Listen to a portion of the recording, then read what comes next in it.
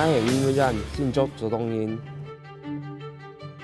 我是邱俊英，高雄三南区的人。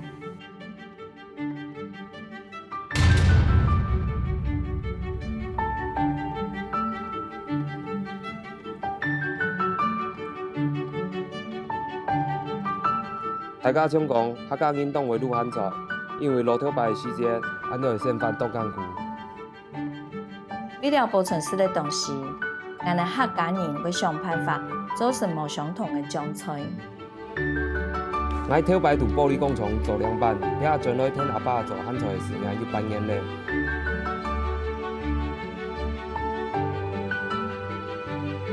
我以前提议在社会合作社担任开发经理，开发青岛优秀的农产品。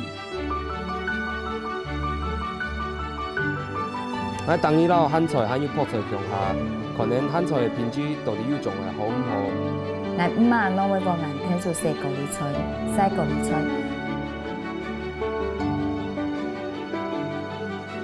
头牌现到一泡菜，在中度放二地步，变到过来现到泡菜。